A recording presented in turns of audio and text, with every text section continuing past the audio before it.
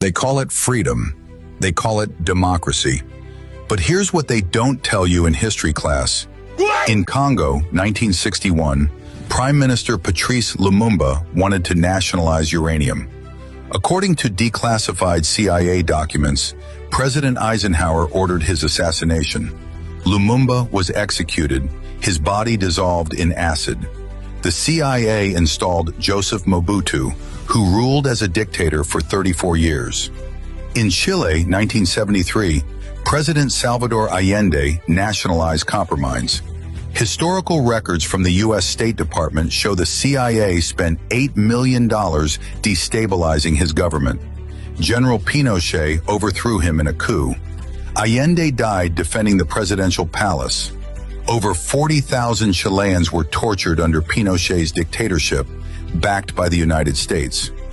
In Iran, 1953, Prime Minister Mohammad Mossadegh nationalized oil. The CIA orchestrated Operation Ajax, documented in declassified National Security Archive files. He was overthrown. The Shah, a brutal dictator, took power with American support.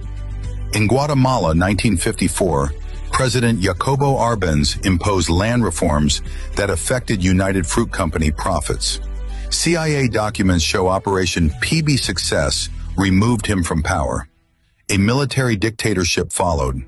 200,000 Guatemalans died in the civil war that followed. In Vietnam, 1963, President Ngo Dinh Diem refused to follow American orders. According to declassified State Department cables, the CIA backed the coup that killed him and his brother. America then sent 500,000 troops, and millions died. In Libya, 2011, Muammar Gaddafi planned to create a gold-backed African currency to replace the US dollar. NATO, led by America, bombed his government. He was executed in the streets. Libya descended into chaos that continues today. In Iraq, 2003, America invaded claiming weapons of mass destruction. There were none, as later admitted by US intelligence. Saddam Hussein was executed. Over 1 million Iraqis died. The country remains unstable. In Ghana, 1966, President Kwame Nkrumah cut ties with Western banks and the IMF. Declassified documents show CIA involvement in the military coup. He was exiled while visiting China. In Cuba, 1967, Che Guevara promoted socialist revolution across Latin America. The CIA tracked him to Bolivia, according to agency records. He was captured and executed. In Nicaragua, throughout the 1980s, the Contras, funded by the CIA as documented in the Iran-Contra affair, waged war against the Sandinista government. 30,000 Nicaraguans died. In Grenada, 1983, Prime Minister Maurice Bishop aligned with Cuba. According to U.S. military records, America invaded with 7,000 troops. Bishop was executed before the invasion. America installed a pro-Western government. In Panama, 1989, General Manuel Noriega, once a CIA asset, became inconvenient. America invaded. 3,000 Panamanians died, according to human rights investigations. In Afghanistan, the 1980s, America armed the Mujahideen to fight the Soviets. Those fighters became the Taliban. Decades of war followed.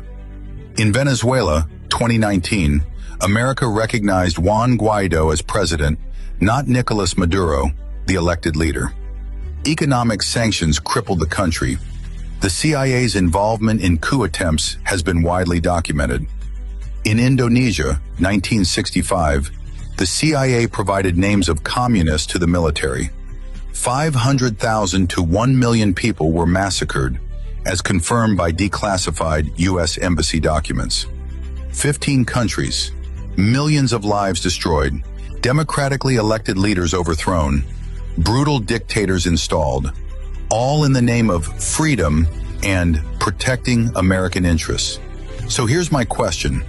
When does intervention become imperialism? When does defense become aggression? When does America stop being the hero and start being the villain in someone else's story? Drop your honest answer. And if this is the first time you're seeing this pattern, share it. Because they don't teach this version in school for a reason.